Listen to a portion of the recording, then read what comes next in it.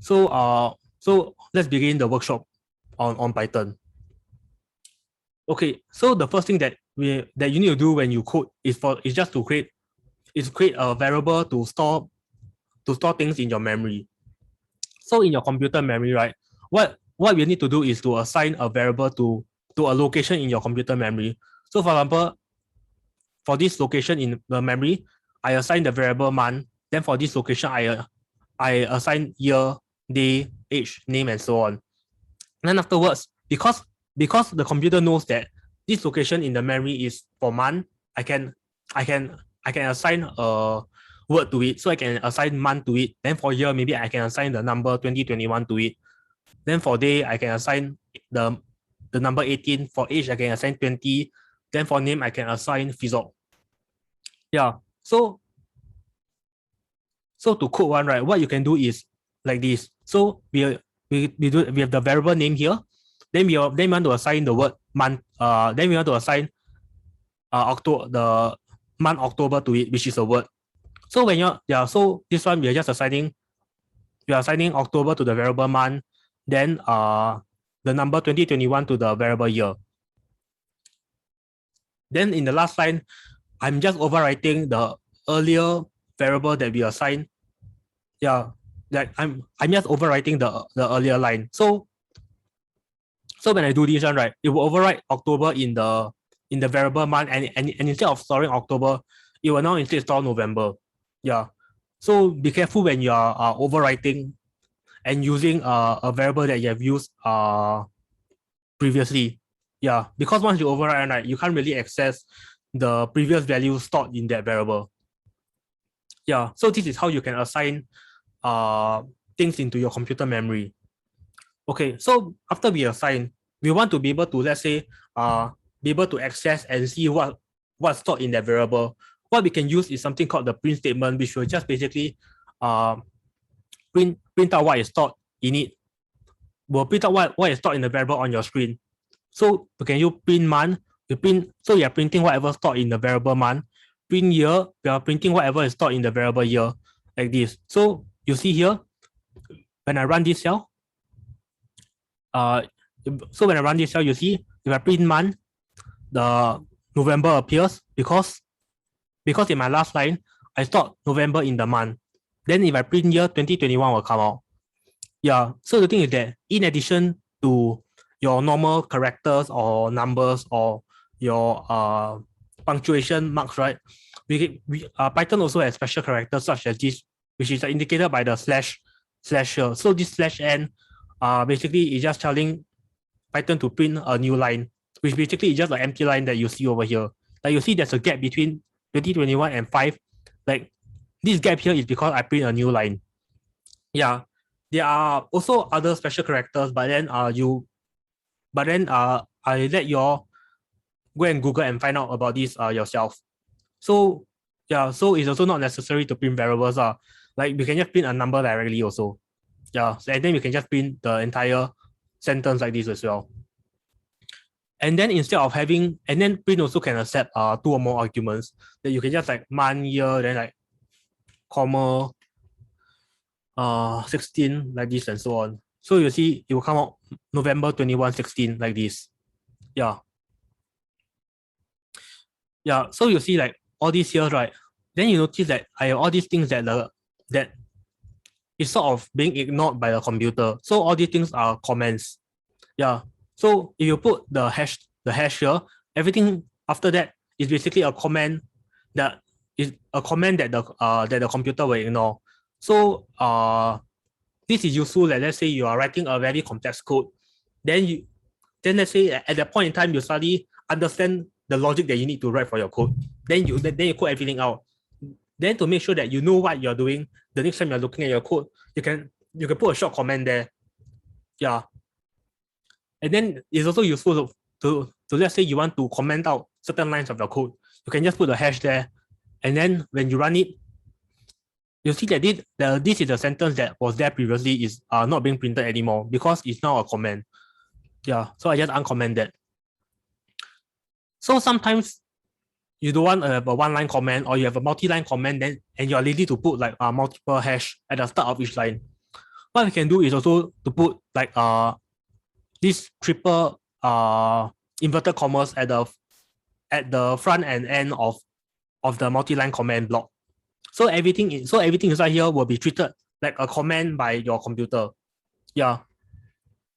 So like if you want to comment out lines of string, like just one line, you can use hash. You want to comment out the entire block, you can use the inverted commas. Yeah.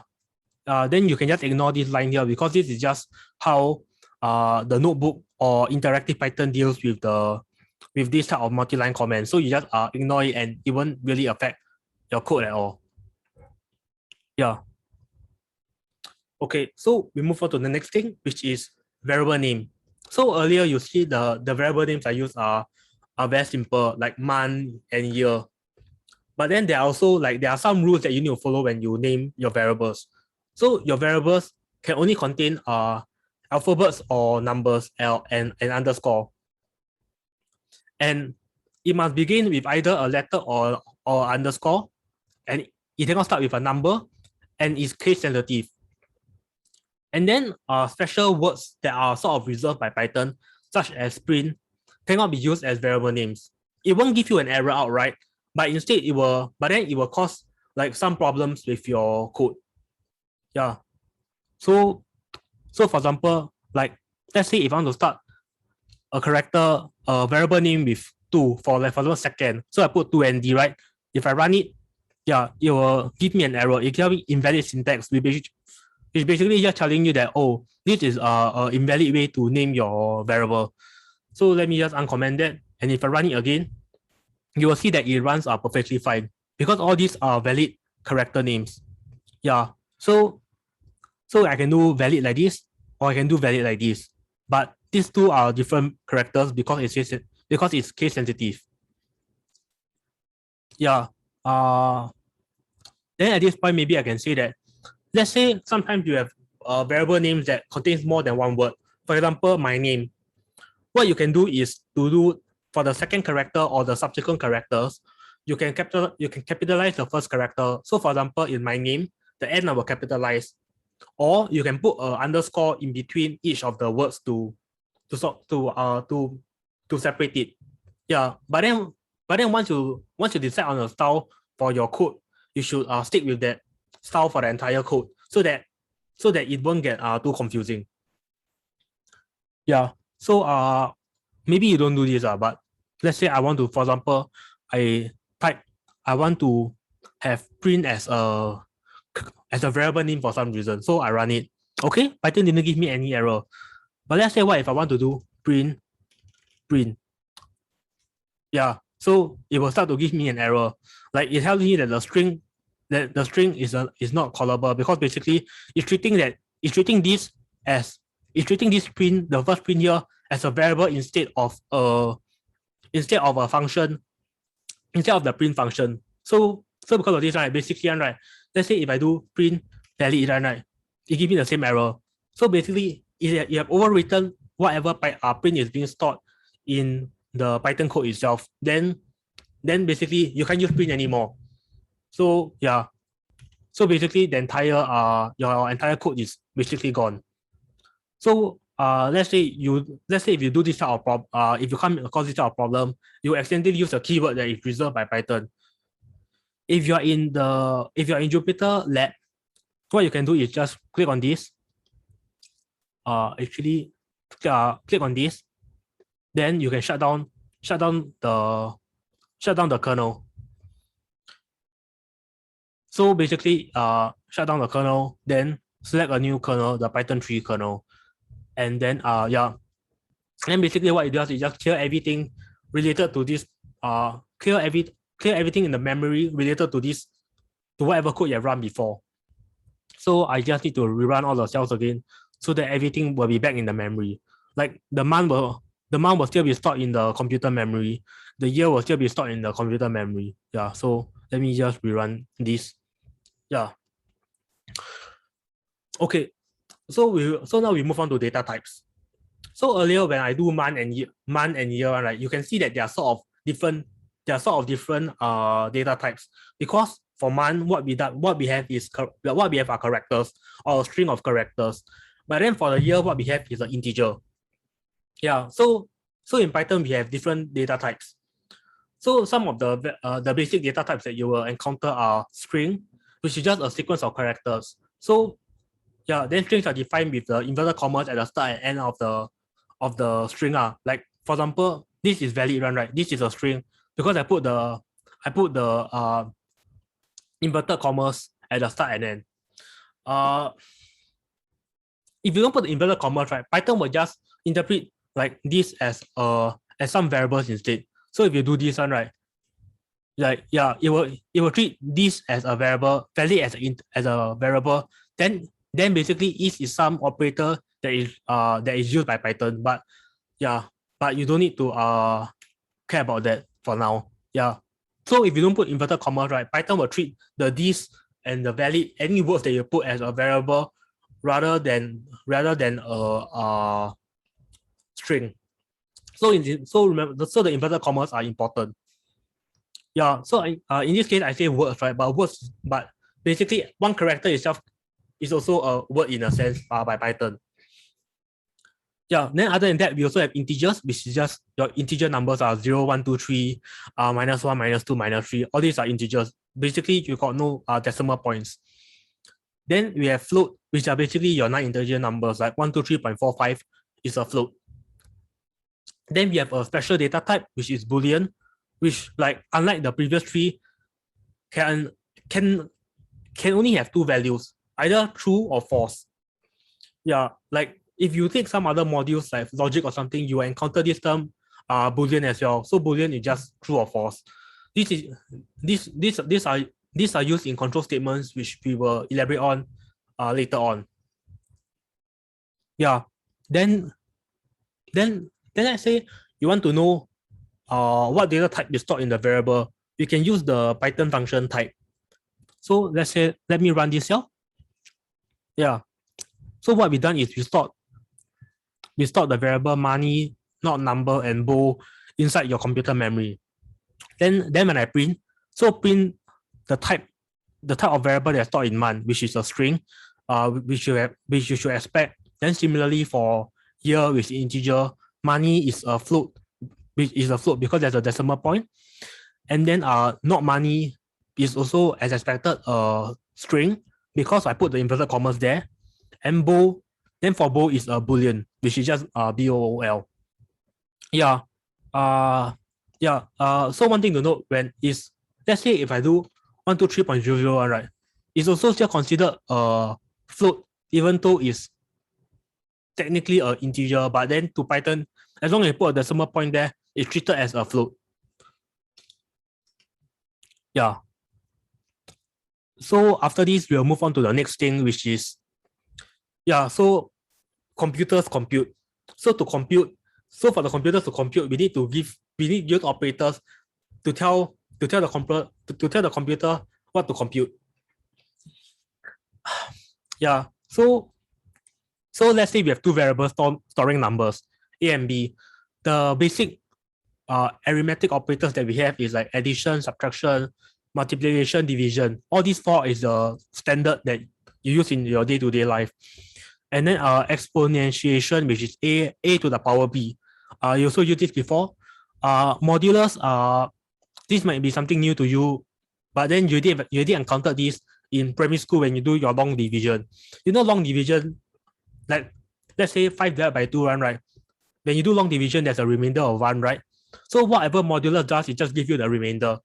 So 5 mod 2, so 5 modulus 2 is basically 1. Yeah. Then floor division is basically the quotient in your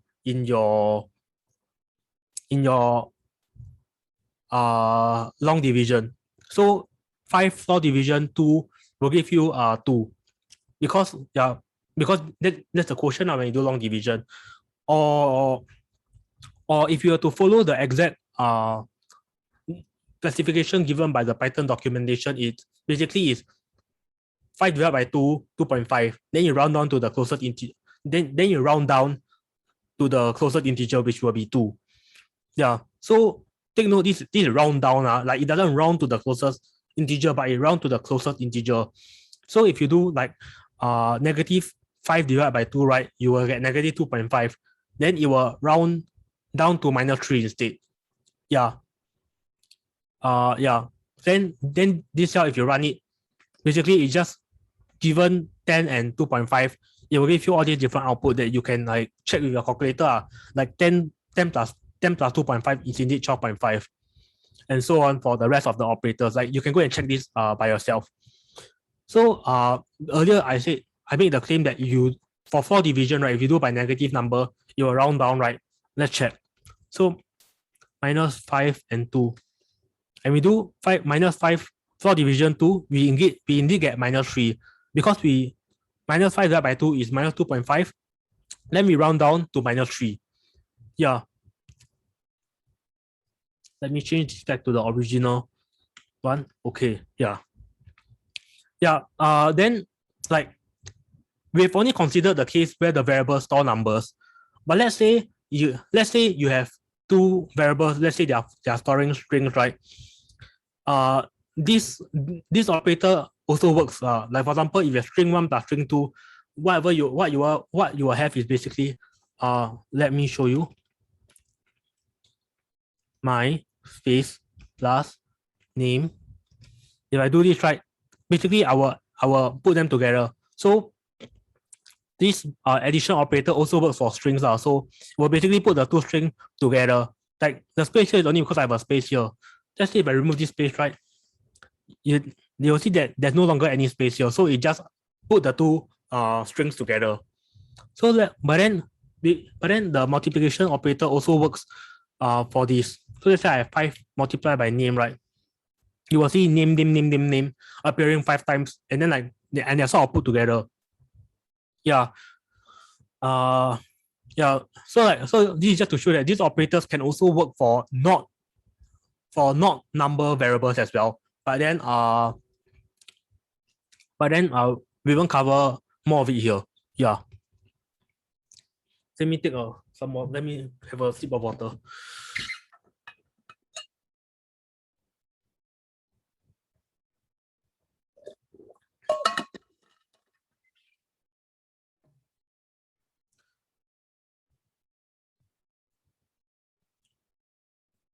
Yiming, you if got people that is in the waiting room, help me add them in. Okay. Yeah. So other than arithmetic operators, we also have comparison operators that we can use to compare between two variables. So yeah. So let's say we have two variables storing numbers, right? It will compare these two numbers and then it will return a Boolean. So let's say we have equals to, so A equals to B. So if the number stored in A is equal to the number stored in B, it will return true. And then if then like similarly for if A is not equal to B, then it will return true. If not, it will return false. Then if A is greater than B, then it will return true. And yeah, but I think you get the idea. So basically, we have these 6 comparison operators in Python. So let me run the cell and show you what happens. Yeah. So remember, we have 10 stored in A and 2.5 stored in B. So you can see 10 is not 2.5, so we get false. And then but then like so is 10 equal to 2.5? No, it's not. So we get false. Is 10 not equal to 2.5? Yes, 10 is not equal to 2.5, so we return true. Is 10 greater than 2.5? Yes, so we return true. Is 10 lesser than 2.5? No, so false. Is 10 greater than, lesser than or equals to 2.5? False, so you return false. And then is 10 greater than or equal to 2.5? Yes, it's true, so you return true. Yeah. So I think I forgot to mention earlier in the arithmetic operators, but then we can also store the outcome of these operators in another variable as well. So just to show you, if I print D, you see that there's a false here because I'm basically storing whatever is written by this into D. So which is false. So you see false also appears at the end here. Yeah. Then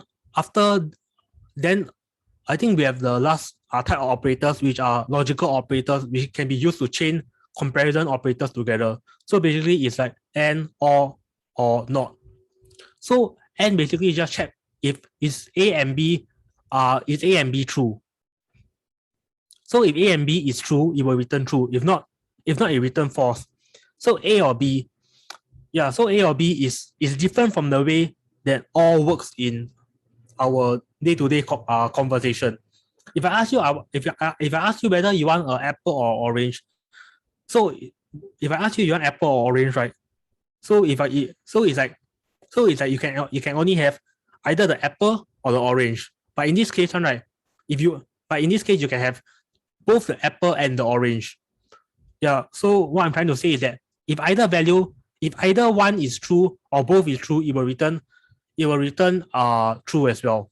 So if A and B is true, it will return true. If only A is true, it will return true. If only B is true, it will return true. Yeah. Then not A, basically it will negate whatever is stored in A. So if A is true, it will return false.